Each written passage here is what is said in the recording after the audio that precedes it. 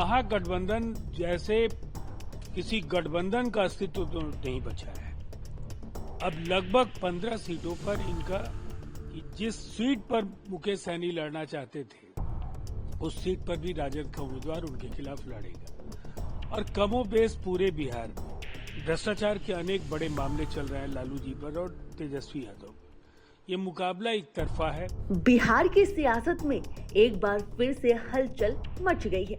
महागठबंधन में दरार के संकेत तब मिले जब झामुमो को बिहार में सीट देने से इनकार कर दिया गया। बताया जा रहा है कि झामुमो को जिस सम्मान की उम्मीद थी वो उन्हें नहीं मिला।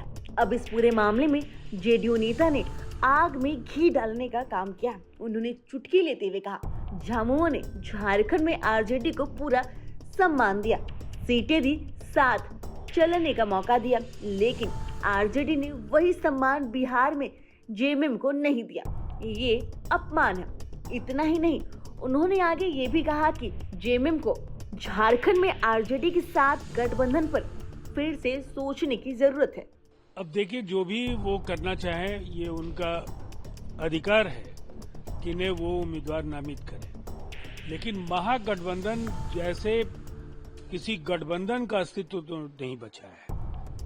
अब लगभग 15 सीटों पर इनका आपस में घमासान है और मुकेश सहनी जैसे नेताओं के लिए तो निसंदेह ये एक जो लंबी लंबी बातें वो कर रहे थे, खुद के लिए अस्तित्व संकट का समय शुरू हो गया। उनके ना करने के बाद उनके भाई ने नामांकन किया था, लेकिन लालू जी के पत्र के बाद भी राजद के उम्मीदवार का नामांकन रद्द नहीं हुआ है। तो स्पष्ट है कि जिस सीट पर मुकेश सहनी लड़ना चाहते थे उस सीट पर भी राजद का उम्मीदवार उनके खिलाफ लड़ेगा।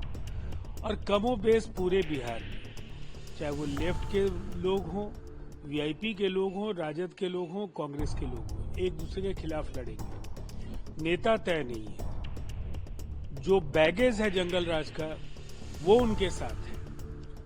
और भ्रष्टाचार के अनेक बड़े मामले चल रहे हैं लालू जी पर और तेजस्वी यादव।